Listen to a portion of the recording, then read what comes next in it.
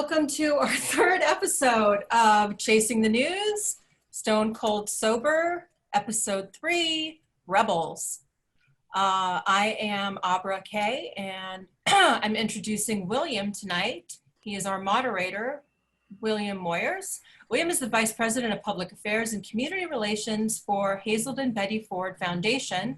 His memoir, Broken, My Story of Addiction and Redemption, was a New York Times bestseller when it was published in 2006. 15 years later, it still remains in print in paperback. He is the author of several books, has appeared on Larry King Live, The Oprah Winfrey Show, and National Public Radio. Take it away, William. Thank you, Abra. You've been a tireless effort. Your efforts have been tireless to make this evening happen. And once again, your hard work and your diligence have paid off. I believe we have several hundred people who have registered for this unique event, and they would not have been able to do that, Abra, without your good work. So thank you. Welcome everyone to Chasing the News, Stone Cold Sober, a candid conversation about what it takes to stay the course of recovery in these uncertain, unprecedented, stressful, and politically divisive times. From my home office in St. Paul, Minnesota, I am your moderator for this evening, and just like our first two webinars back in August and in September, as moderator, my chief responsibility is to keep us on time and keep us moving so that we have some time on the back side of this hour for some Q&A. If you have any Q&A, you can put it in the Zoom chat, and Abra and I will watch it, and we'll pose those questions to our panelists over the course of the next 59 minutes. I also want to keep my eye on the clock tonight because you know what's coming up. We don't want to compete with what happens at the top of the next hour, the final presidential debate between Joe Biden and Donald Trump. Don't forget to vote. Before I introduce everyone, let me thank our sponsors. There are two sponsors for this evening. First, Recovery Centers of America, with 13 facilities around the country helping people to find hope and find healing. Recovery Centers of America is also the marquee sponsor of the Real Recovery Film Festival, online everywhere from November the 6th through the 12th. And our second sponsor, Hazelden Betty Ford, the nation's largest nonprofit provider of addiction treatment. And in the interest of full disclosure, as I do every time, it's where I have worked for the past 24 years and where I was a patient 31 years ago this past summer. I want to thank my colleagues, Nick Motu and Jeremiah Gardner, for continuing Hazelden Betty Ford's support of this important webinar series. And of course, a special shout out to my friend and fellow traveler, Leonard Lee Bushell. Leonard, do you want to wave and say hello? Leonard is the founder of Writers in Treatment, the Real Recovery Film Festival, the Addiction Recovery e-Bulletin, and he is this whole webinar series is his brainchild. Way to go, Leonard. So let's do it. With 7 panelists, there's no time for formal introductions. I will let Google tell you more about them if you want to search their names later, and I suggest that you put their names into Google and find out more about our fascinating panelists tonight. I learned a lot leading up to tonight's production. I think you'll learn a lot from them as well by how they respond to my questions in this hour-long conversation. So here we go, starting off with my friend and fellow traveler, Tommy Rosen. Tommy, serenity is paramount to your core spirit. You exude it. How in the world, Tommy, how in the world do you quiet your mind in times like these?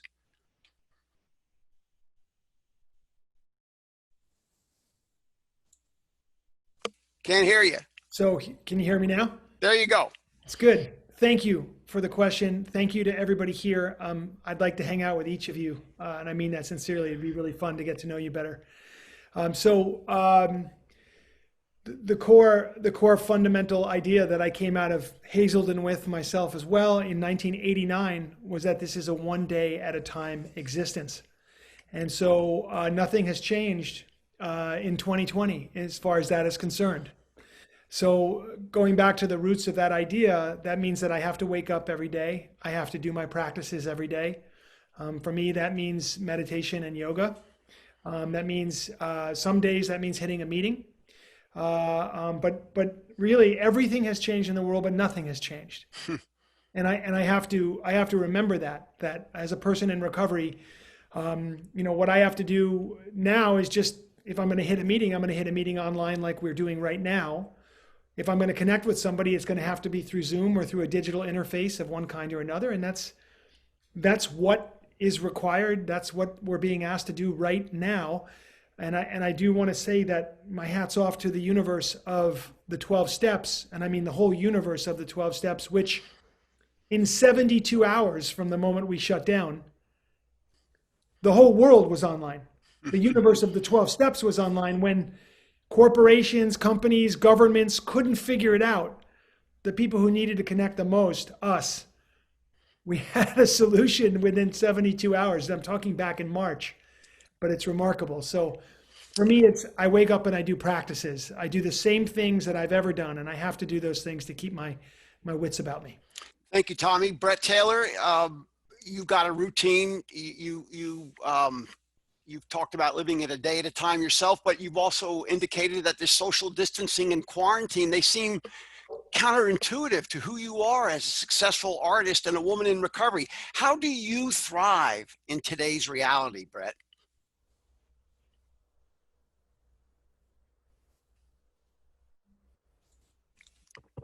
Can't hear you. One day at a time as well. I'm a very social person. I'm also, on the flip side of that, very private. I think that just goes with the territory. I mean, I've heard it in the rooms for years. It's like, I want you, but stay away, but in this time, it's one of the practices that has been so helpful, and this is something that has been ingrained in me for years and years, is this terminal uniqueness thing. It's like, yeah, I can get carried away and let my mind just, get the best of me. And it's like, no, everybody else is going through this, and I have to constantly, it's like extra effort to remind myself of that daily. And I have a lot of friends that are in, most of my friends and loved ones are in recovery. And so I feel like there's an openness. I'm a big communicator. I don't hold back, sometimes I say too much, but for the most part, I'm very, very open and transparent. And I think that is, one of the keys to my sobriety, my sanity, so, and Zoom meetings and phone calls. I'm a big phone person, as opposed to emailing and texting. And I'm a big 10-step person. I'm a walking 10-step.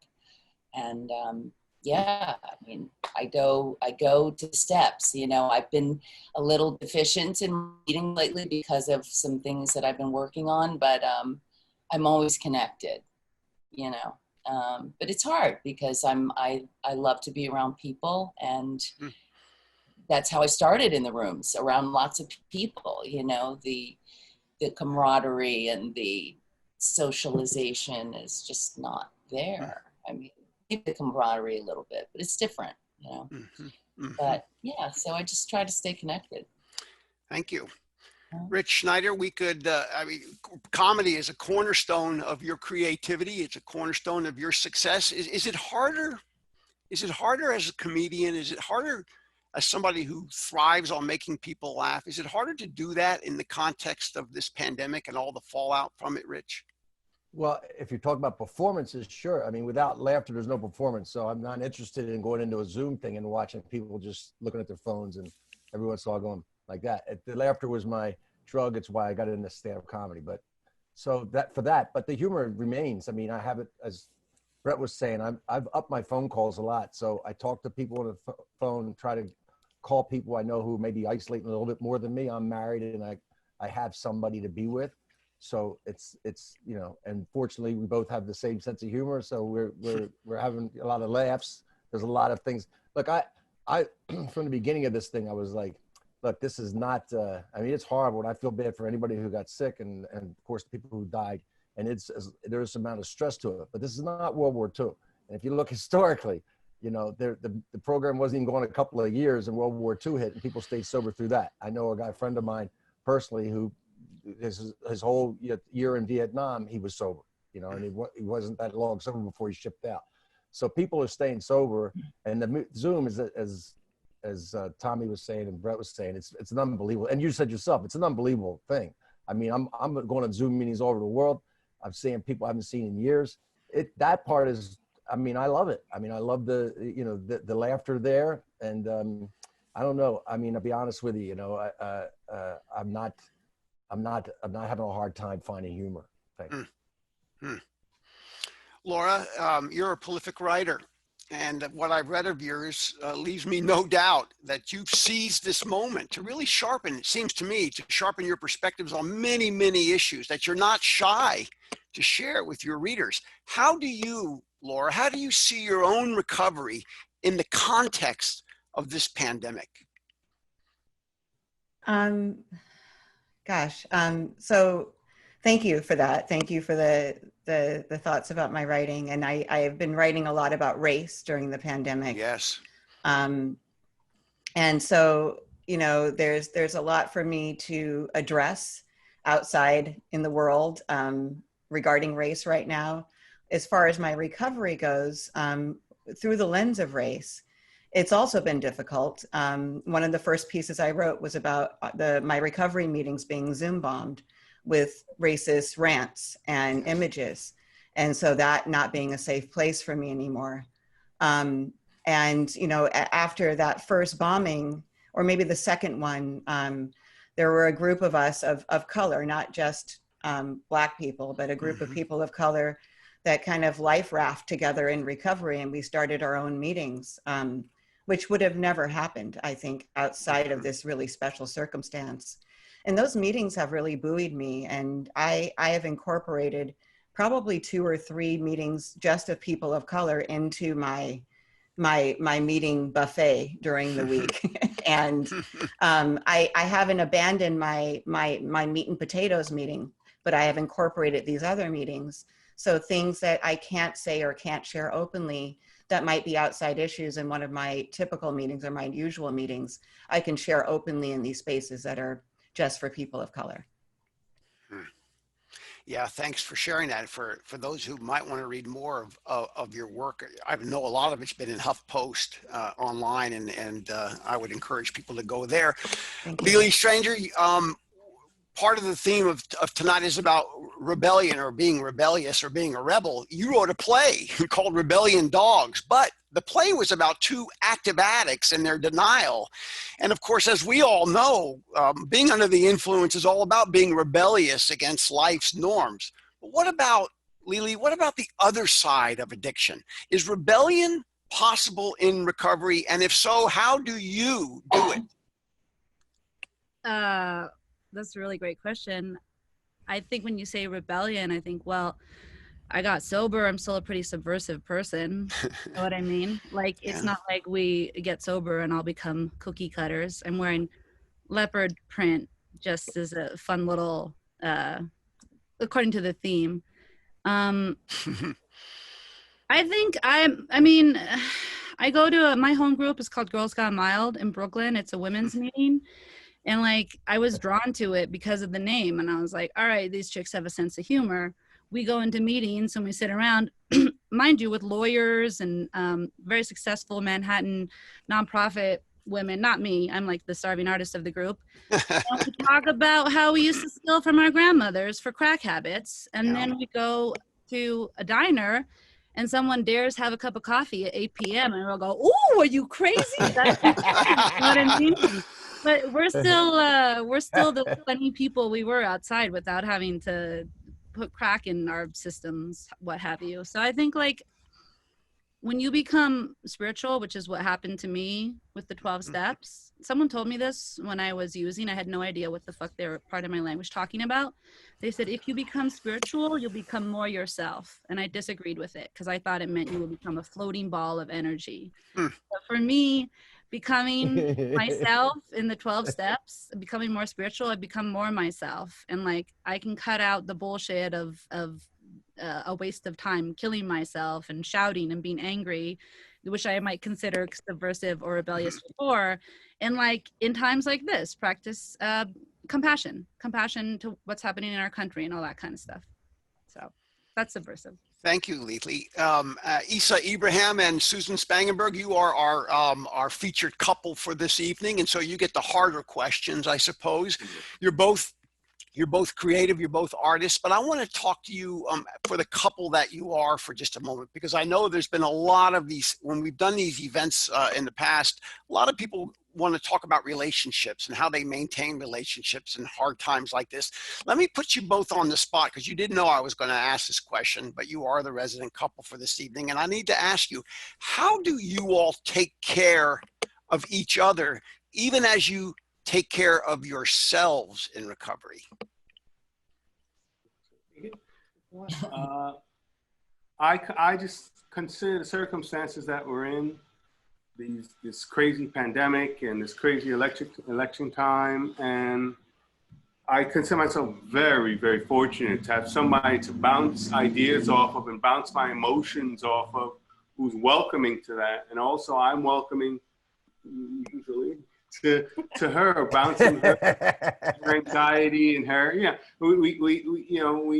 I feel very fortunate, like Rich, who's married and has someone, to have someone during these times. Yes. To look at them while watching the news and say, "Did you hear that?" Or just kind of like to go, "Wow, just take stock in what's going on every once in a while and say, this is crazy, isn't it?" Mm-hmm. And have someone affirm that, so that you don't feel like you're going totally crazy during these very crazy times.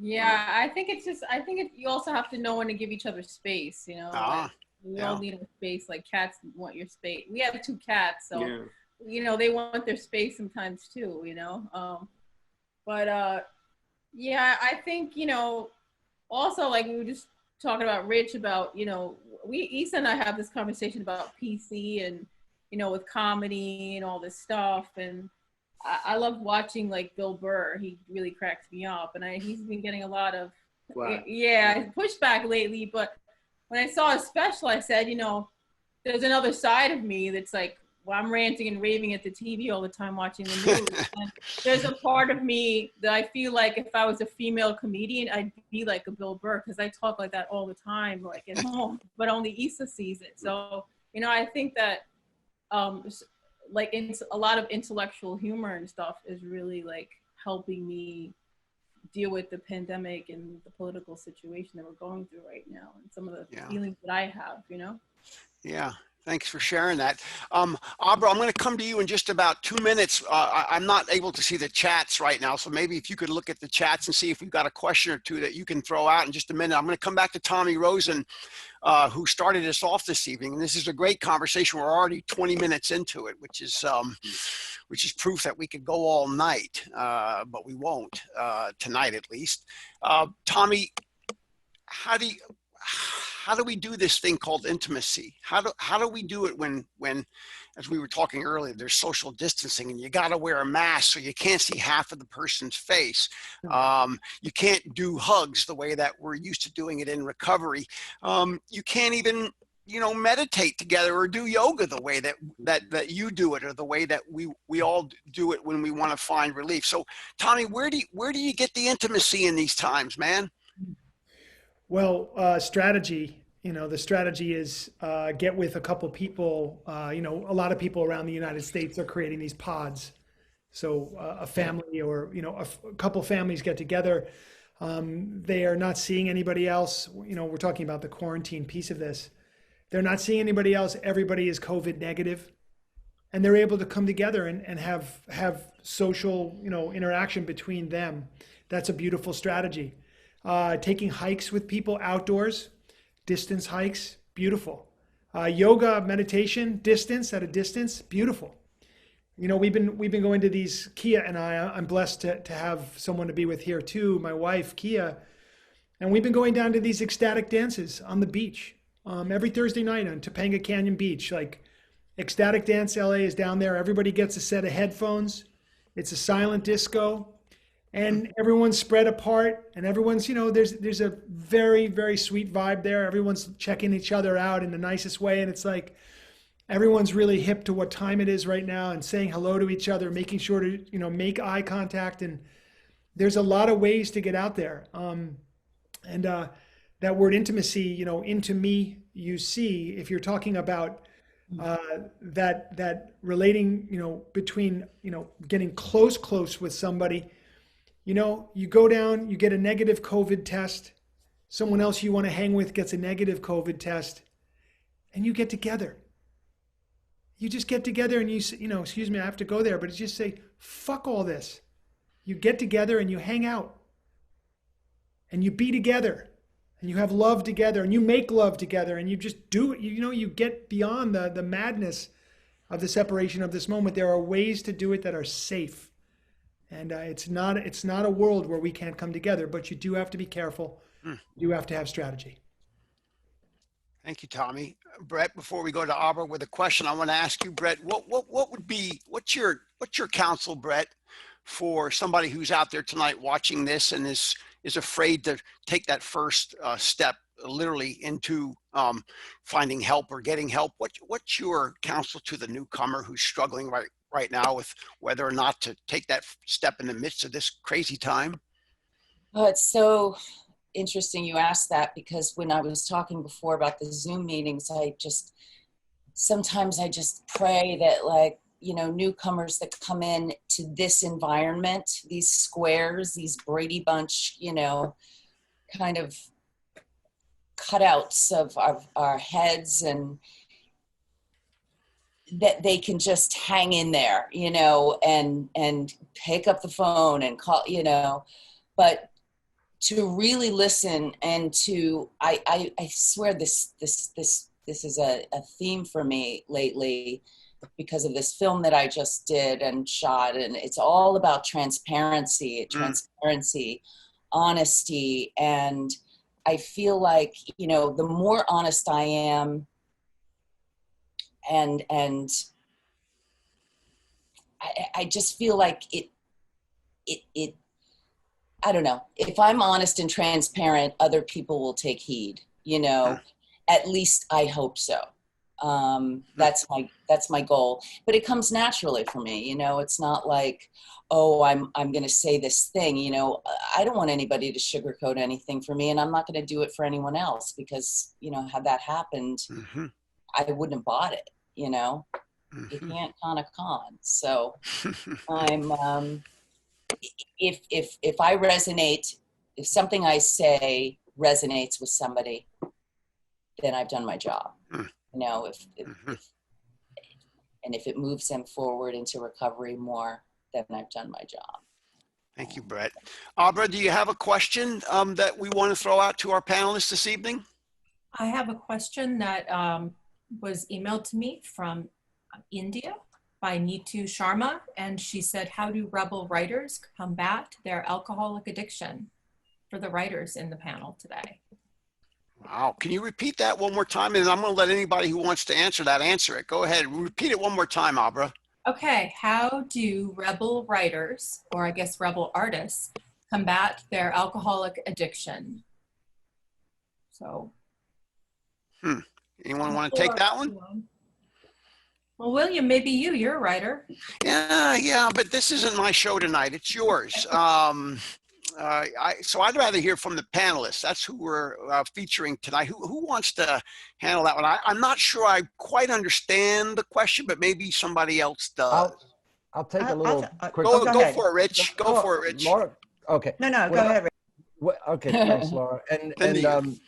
And Laura's a great storyteller, so I know that for a fact. So I took the question, is how do we use this time to our writing? This is where I'm taking the question. Our writing help us battle our addiction, and for me that's all the time, because if I'm sitting here with my thoughts and just my thoughts, it gets kind of dangerous, as we all know. There's a great line I heard down here: "Never go up alone in your head unless you got a flashlight and a shotgun." That was a new one, right? So I hadn't heard that before I got to North Carolina. But what I try to do is get it out on paper. And it's almost like talking to somebody else. Once I see my thoughts, I go, oh, okay, they're out there. I see with them sometimes, wow, you're getting a little off there, But I try to turn, for myself, that bile and anger into humor. That's what works for me. That's what I try to do. And just get it out there. I give it, you give it away on Facebook or whatever, and somebody enjoys it, great. But just to get it out, that helps me. And go ahead, Laura. I'm sorry. Go ahead, Laura. No, that was great and very similar. I mean, this whole I don't know how many months it's been since March, but this entire time has been kind of cool for me as a writer because the things that I had to leave my house to do before were kind of a distraction from my writing. So I loved being able to just hunker down with it and kind of write uninterrupted, but it doesn't treat my alcoholism and it doesn't feed my recovery necessarily. So I need to bring in that balance.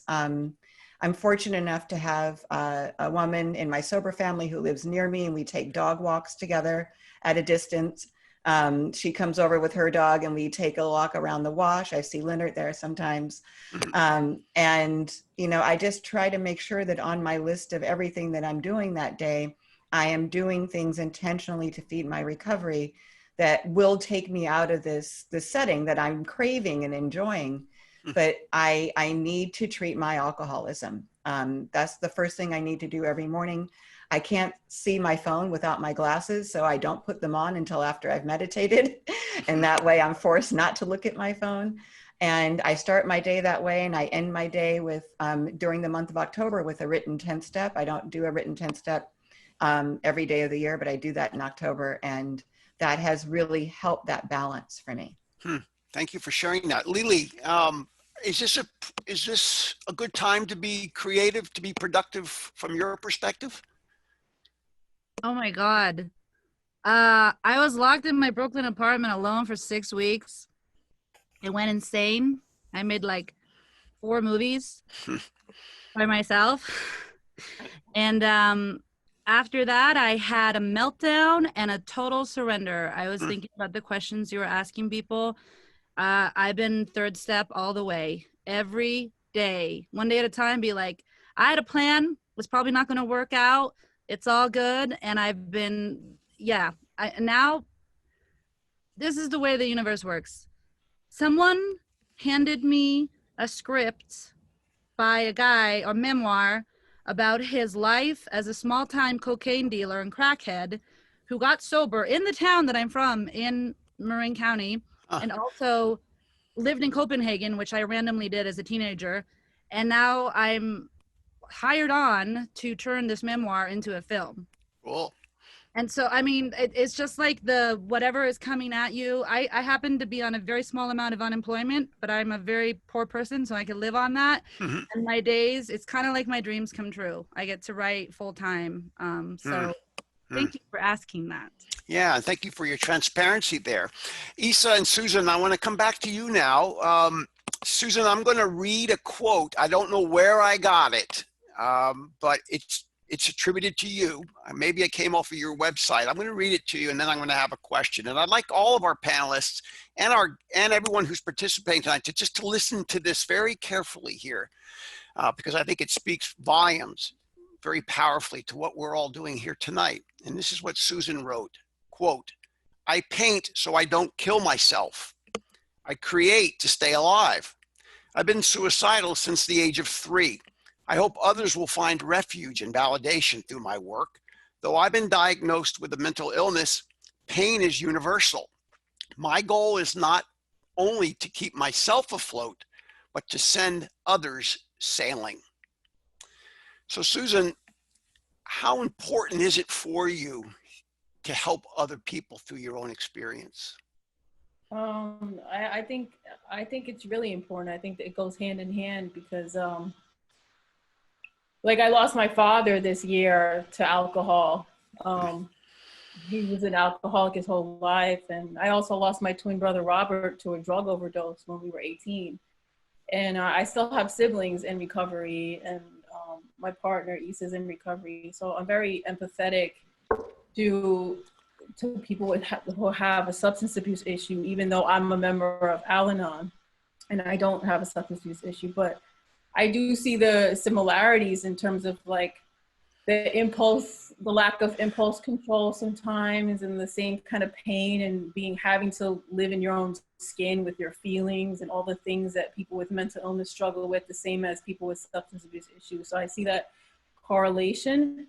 And I just think that I mean, like, I know I do art for myself, but we're all so connected. And whatever you think you're feeling, I guarantee you someone else is feeling the same thing and going through the same thing and struggling. So I think art is just a way for us to communicate and love each other. And I think it's so important, especially during these times when, you know, our country's so divided. And, you know, I think about my dad, and when I saw him in the coffin and there was an American flag there, and I just thought about the country that he taught me to love so much, you know, and my dad really instilled a love for this country in me. And a lot of people say, you know, why do you do social political work and stuff like that? And I say, because I love my country so much. Like, how can I not comment on it as a person of color? My mom's Trinidadian, she's Indian, and my dad was German. But, you know, there are so many things that are going on in our country in terms of like race and the division. And the biggest thing I like to talk about in my work besides social political issues is the fact that, you know, how this pandemic started. Like, I'm drawing bats and stuff, and it's like, one could look at it like ha ha ha, but not really, because it's like dark humor, because it started because we don't have respect for each other. We don't have respect for animals. We don't have respect for the earth. And until we start treating each other better in our planet and the earth, which is a lot of themes in my work, unless we just live in love, we're never going to come through this. Like, I mean, we have the highest numbers in our country, and people still refuse to wear a mask. You know, it's like they're living in alternative reality. So I think I get a lot of my anger out in my art too, you know, but it's also a way to like just communicate. So yeah, I really just like, I want to just like give people hope, because we all need that, you know. Like, Yes. God knows I text my therapist. I have a private psychoanalyst. I text him like 10 times a day, you know. Does he charge you by the text? So, Issa, You know, thank you. Issa, thank you for sharing that. So, Issa, I got to ask you a question, man. I was Googling you and learning more about your work. And what does it mean to be a 25-year artist in resident at Creedmoor Psychiatric Center's Living Museum? at this hospital that I happened to have been a patient at for a very extended period of time, 20 years, they had an art program called the Living Museum, which later went on to be featured in an HBO documentary, and has helped my career a great deal all over the world. And I'm an artist in residence, and not only am I an artist there, but I have a great deal of responsibility there. Putting on shows, or helping to put on shows and curate shows when they come around, and just kind of being an ambassador almost for the people there who attend, who are a little more shy, a little more reserved, a little more damaged than I am, and can't really get their work out there. I'm kind of like the poster child for the place. That's kind of what it means. I think you're more than a poster child. You're a very creative inspiration. How about that? Well, thank you. Yeah, No, we seriously. actually went up to pick Issa's artwork up the other day, and it brought back a lot of memories of like us meeting there and That's where we everything. met.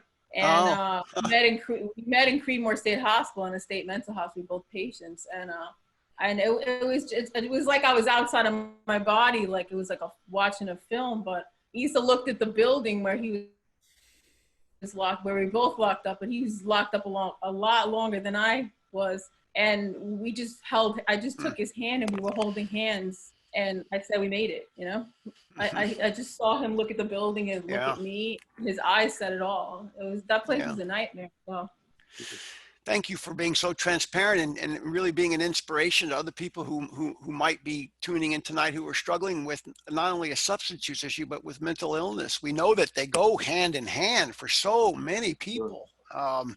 And that it's good to overcome one of them, but you got to really overcome both of them, both substance use and mental illness, if you want to live the fruitful life that you all are certainly living.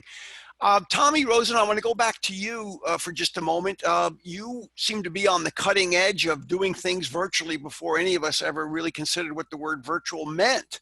What do you see, Tommy? What do you see coming out of this pandemic when we do get a vaccine and people take it and we can look back on these times? in the future? What's the world of meditation and yoga and mindfulness and healthy living? What is it going to be like compared to what it was before the pandemic? Well, people have a real taste now of what it's like to interact in this way in this digital framework. And I was speaking interestingly to some parents in recovery, and they were saying they're people who like to practice yoga, and the mother said, why would I ever go to a yoga studio again? Like it takes me half an hour to get there, half an hour to get back. I'm an hour, and she was talking about the reality of time management as a parent. But it triggered in me a realization that regardless of what takes place, like imagine, we could, snap our fingers and tomorrow there is no pandemic. I think you would not see people's behavior return to exactly the way it was pre-pandemic. I think we are changed now. You may have noticed or took note that Facebook is putting a tremendous effort and a lot of money behind virtual reality, and they've bought up a lot of companies and they have made big announcements. So it's not just what we're seeing right now, but we're actually going to sit virtually in a room together at some point. I mean, we're really going to see each other as if it's in 3 dimensions, but it won't be. And so we're moving further into this digital realm, not less. This is deeply concerning to me. I don't think that's a great trend. I still love the earth. I still love 3 dimensions. I love the trees and the mountains. I love the forest, and I love the beach, and I love the ocean. And I think it's important for us to spend as much time there as we can. So I'm concerned about this movement away from what I consider to be the 3-dimensional 5-sensory world into a fabricated reality. It's got a lot of questions for recovery. A lot of applications certainly are going to be very useful in this technology, but I'm concerned about the overall trend of kids and children and adults now spending half of a day basically on a screen of one size or another. I got a question. I just kind of William, it just came up in my mind. Go for it. If my avatar gets drunk, do I lose my time? That's my question. In this virtual room. And that's exactly the point right there. Okay. Yeah. All right. Yeah. Rich, I'm going to come back to you in just a minute. Let me ask Brett first. Brett, do you worry about the loss of intimacy in a post-pandemic world? Yes, I do. But like Tommy was saying, I mean, I don't see this, when we go back to normal, I hear that so often. And it's like, I'm not in denial about that. I don't feel like that's going to happen. I think we're ever changing. I mean, we always are anyway.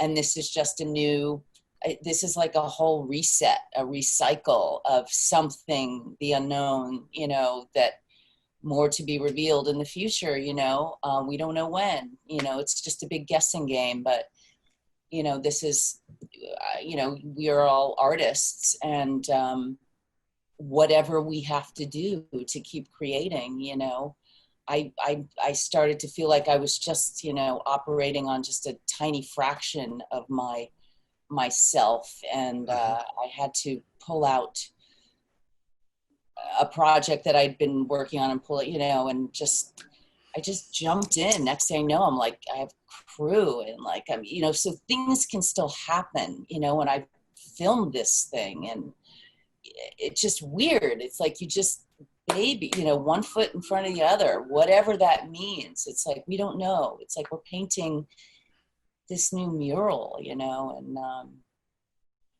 we just keep painting. And then you'll see, I know that sounds like, ooh, but that's all we can do.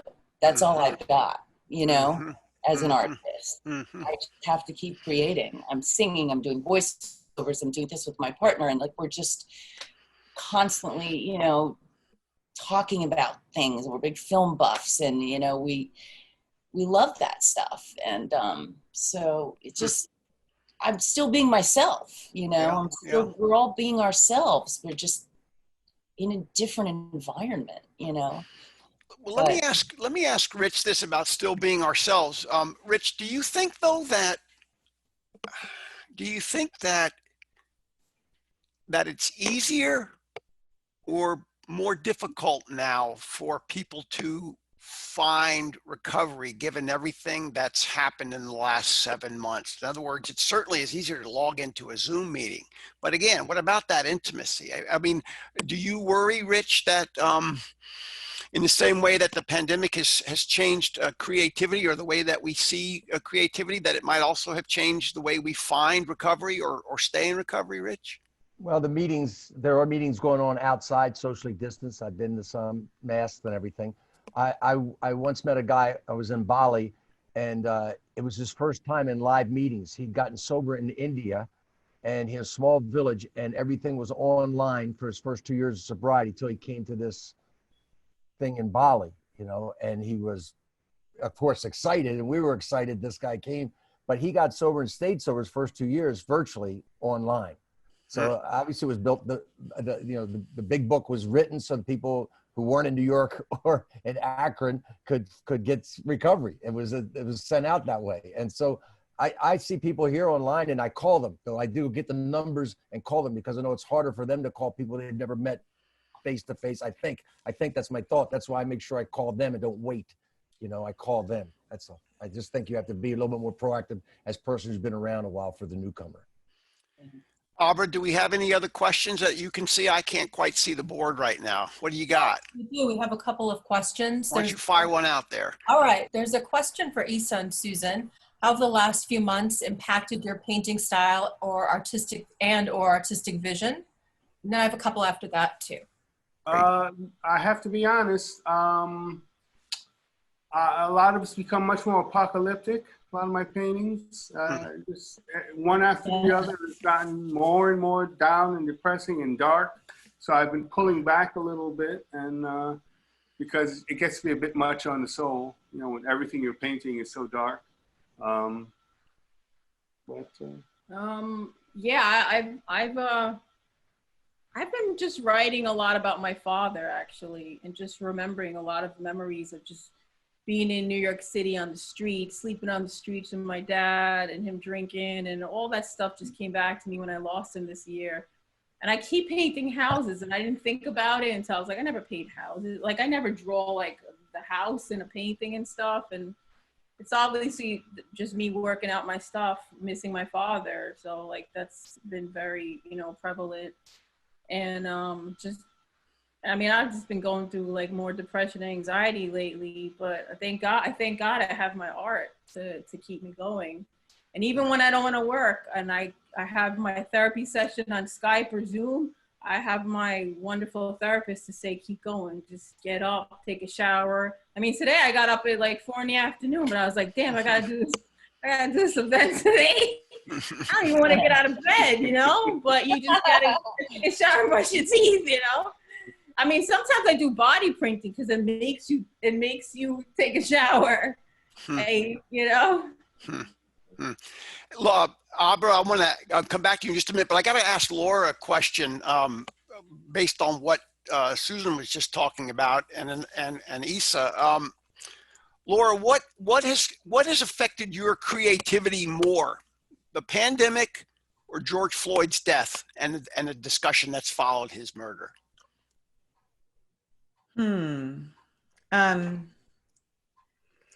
I don't know if I can completely separate the two. I think that, you know, if George Floyd's death had happened in 2019, it would have been a different response from the nation and the world. I think that because we were in these very isolated situations and people were on high alert anyway, and anxiety and loneliness and just feeling very separate. And then to have, it was, you know, he was the fourth, or he was the third death, because there was Breonna Taylor and Ahmaud Arbery. There were obviously a lot more, but he was the third one in the news. in a very short period of time. And I think that was just that was the last fuse, and everything blew after that. So, you know, but to your question, I don't think I was quite as creative prior to his death. I don't think I was writing quite as much. I really, in the beginning of this pandemic, I lost my ability to read books. I couldn't follow a narrative. I would watch shows and get distracted and not follow through. I had no idea. It was very scary for me. I didn't know how long it would last.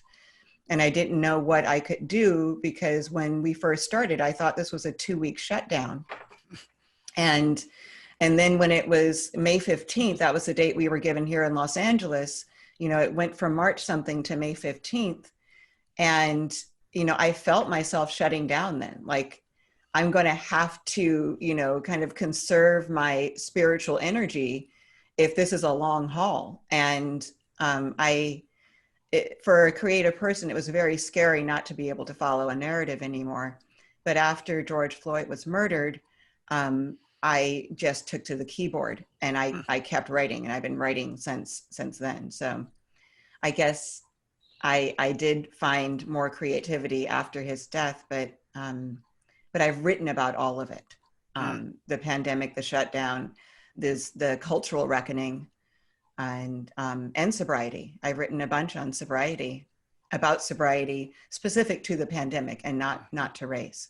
Mm-hmm. Yes, I've read some of that in I think it's in HuffPost. It's very provocative and Yes. and insightful, and we appreciate your ability to convey that to readers like me. Thank you. You're welcome. Aubrey, just a second before we come back to you on a question. I'm sorry, I can't help it. All these good questions and answers follow more good questions and answers. Lily, do you have a play in you? Do you think you've got a play in you about the pandemic, or are you just going to write this pandemic off as you are creative into the future? Oh my God.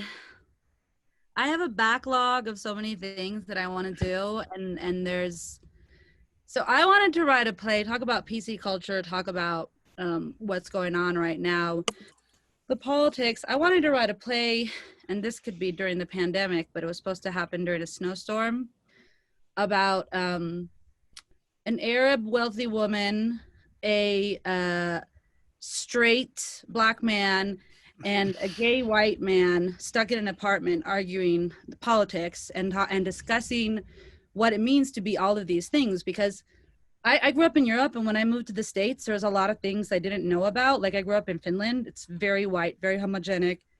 And I would say blundering things to people, not PC. I wasn't like, can I touch your hair? But I'd be like, what does it mean to be Jewish? Like, I literally didn't know.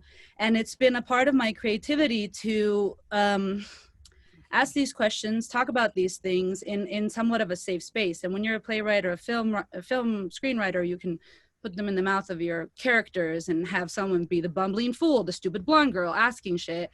You know what I mean? And there could be an amazing play written from this. I myself am in an explosion of different mediums flowing out of me, because I'm just driving across America with a video camera with me, and I'm like, is this a documentary? I don't understand. I'm seeing all these different new things, and I don't know what it's going to be and how it's going to be cobbled together, but that seems like a spiritual super blessing of this pandemic. If you can, I won't get all lofty, but Alan Watts, the wisdom of insecurity, that's what happened to me during this pandemic. I lost everything that I thought I knew was me, what I was doing, being an artist in New York, scrappy, and all of a sudden it was like, nah, you're a bum without a car and a 11-year-old dog. And it's, if you can embrace it, it's heaven. Thank you. Rich, is this pandemic, is this going to make you a better comedian, a better actor, a better writer? What do you see down the road for you as a result of all these experiences you've had the last 7 months? I'm just writing all the time like everybody else. There's really nothing else to do, you know? I mean, I go out and clean up the trash after the bears get in it, and then I write. That's it. There's really nothing much to do up here And it's not. I mean, I think everybody's doing more writing, and I'm certainly doing more writing. I don't know what's going to come out of this. I have a couple things that I was doing before the pandemic. I'm going to keep doing a couple screenplays, hustling around. Just the same sort of showbiz hustle all of us are doing. The pandemic hasn't changed any of that. I feel for the people who are suffering financially. I feel for the people who are suffering, with the medical issues, and I just try to do some volunteer work here, and that's it. You know what I mean? That's it. I don't have any great schemes or plan. A friend of mine says, you could be the newly discovered 67-year-old. I said, that's what they're looking for. That's all everybody's looking for. Where's that undiscovered 67-year-old? I'm just doing this stuff because I do it. It's like everybody else, I think. I don't know. I mean, if you're doing it for something, I learned a long time, third step it, I learned a long time. We do the footwork, let it go. And I got taught that year one of my sobriety, in terms of showbiz terms or creative terms. Do it, let it go. Do it, let it go. Thank you. Abra, what else we got on there? Okay, so we have a question. What role has prayer and meditation played in your recovery and art during these pandemic times? Anyone? Floor's open. Prayer and meditation. Not to overshare, but I just had an idea. I mean, I know that Tommy talked about real meditation, but mine is running. When I run, I come up with ideas. I mean, my meditation is trying to clear my head, but it seems like when I'm running, the air pushes things into them. And so mine is exercise and running. That's where I come up with ideas. Who else? Come on. Well, I commune with my higher power from time to time. I just talk with him and, or him or her, or whatever it is up there that talks back. And I pray and it's very important, in these troubled times and for my sobriety, just to touch in and say, how am I doing? Am I okay? And he'll say, don't be so hard on yourself. Or he'll just send some affirmations my way. Just let me know I'm doing the right thing or I can kind of improve. And Who else? Come on. I would say that for me, if I don't have my meditation practice going on a regular basis when I'm writing, I'm kind of making shit up. Like I'm not really connected to it. The meditation, very much like what Rich says, even though I don't do it while I'm running, but it's where I get these flood of ideas and I remember things like smells and tastes, and I remember like how something felt in my hands, something that I'm going to be writing about, because I'm a memoirist. I don't write fiction, but I really need to be able to get back to these places and remember what the things sounded like and that kind of thing. And I can't, if I just write about it, I don't have it. I'm not really connected to it, but meditation allows me to really connect to those things. And sometimes I burst out of a meditation and go right to my keyboard because I've experienced it again.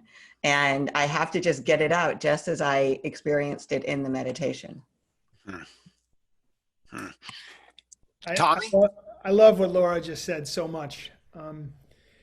My experience has been that it goes back to that wonderful story in the big book about a new pair of glasses and perspective. Acceptance is the key to all our problems today, kind of thing. And it turns out, in fact, that's true. And I find that with meditation, I'm able to access that new pair of glasses and literally can see the world differently, meaning the world is different.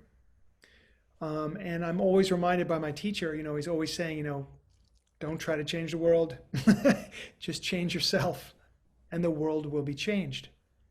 And it's simple and maybe a little heady for some folks, but it really, really works that just developing a practice, it can be very short, 15 minutes, sitting and starting to get to know. You spoke about intimacy earlier. Here's the intimacy that matters most. And all other intimacy will flow from this intimacy. And so just 15 minutes in the morning, 15 minutes in the evening will change my understanding of what's taking place and my reactions to it. And then with prayer, I'm absolutely, I'm not a believer in prayer. I know prayer works. I know it works. And it's an incredible power that we have. And it's a skill to be developed like anything. And so just in the morning to say, could you please help me? And at night to say, thank you for helping me. Like, even if I don't know what it is I'm talking to, it doesn't make any bit of difference. It's just such a helpful thing for me to do. It puts me in the right place. So I'm a big fan of both prayer and meditation. Oh, Tommy, that was such a appropriate way to sort of sum it up. And I think because of the way you expressed it, maybe we should end it there.